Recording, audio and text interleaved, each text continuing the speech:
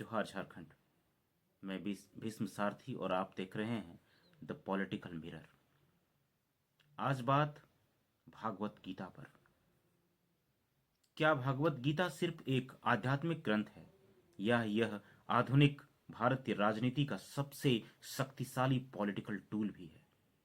आज जब भारतीय जनता पार्टी के नेता दुनिया के बड़े मंचों पर गीता भेंट करते हैं या रैलियों में कर्म और धर्म की बात करते हैं तो सवाल उठता है, क्या यह शुद्ध आस्था है या कोई सोची समझी राजनीतिक रणनीति?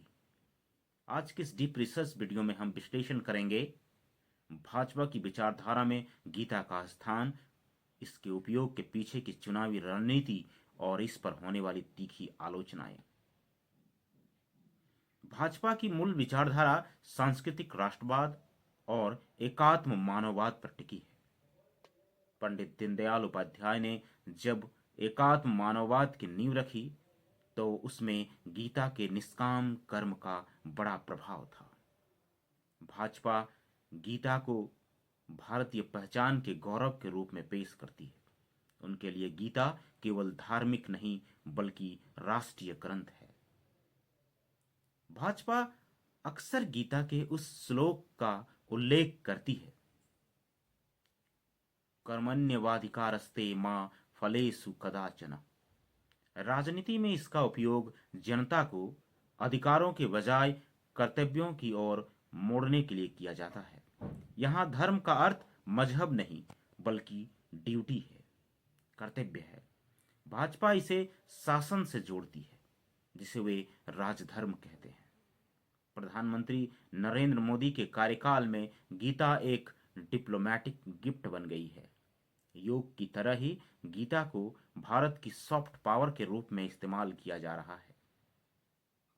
यह दुनिया को संदेश देता है कि भारत एक विश्वगुरु है जिसके पास जीवन के हर संकट का समाधान है।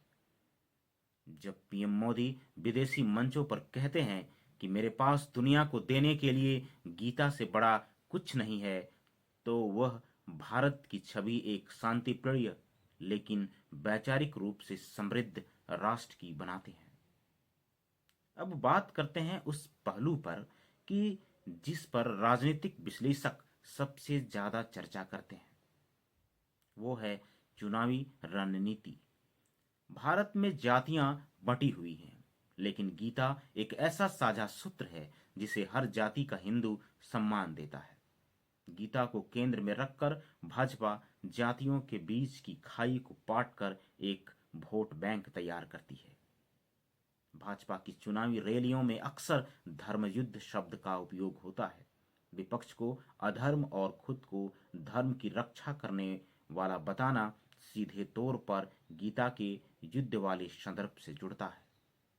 हरियाणा जैसे राज्यों में अंतर्राष्ट्रीय गीता महोत्सव को सरकारी स्तर पर मनाना सांस्कृतिक पर्यटन के साथ साथ वैचारिक पेट बनाने का तरीका भी है। लेकिन क्या यह सब निर्विवाद है? बिल्कुल नहीं। आलोचक इसके पीछे कई गंभीर तर्क देते हैं। विपक्षी दलों और कुछ विद्वानों का मानना है कि भाजपा एक पवित्र ग्रंथ का उपयोग चुनावी लाभ के लिए कर रही है, जिससे इसकी आध्यात्मिक गरिमा कम होती है। आलोचक कहते हैं कि भाजपा गीता के अहिंसा और संभाव वाले हिस्से को छोड़कर केवल युद्ध और शत्रु वाले नैरेटिव को उभारती है। भारत एक धर्मनिरपेक्ष देश है। स्कूलों में गीता अनिवार्य करने या सरकारी खर्च पर गीता का प्रचार करने को संविधान की मूल भावनाओं के खिलाफ बताया जाता है। इस सब का प्रभाव क्या है? आज की युवा पीढ़ी जो अपनी जड़ों से कटी महसूस करती है या करती थी, उसे भाजपा ने कूल और साइंटिफिक गीता का नैरेटिव दिया है। इसके कारण गीता पर चर्चा बढ़ी है। लोग इसके दर्शन को फिर से पढ़ रहे हैं। यदि गीता को केवल एक राजनीतिक दल के लोगों की तरह देखा जाने लगा तो इसकी सार्वभौमिक स्वीकार्यता को खतरा हो सकता है। अंत में भाजपा और गीता का संबंध केवल सत्ता की सीढ़ी नहीं है, बल्कि यह भारत के सांस्कृतिक पुनर्जागरण के दावे का एक अहम हिस्सा भी है। चाहे वो विचारधारा हो, रणनीति हो या संदेश, सच्चाई यह भी है कि गीता आज भारतीय राजनीति के केंद्र में है। अब सवाल आपसे कि आप क्या सोचते हैं? क्या राजनीति में धार्मिक ग्रंथों का उपयोग जायज है? क्या इससे समाज का भला हो रहा है या ध्रुवीकरण बढ़ रहा है?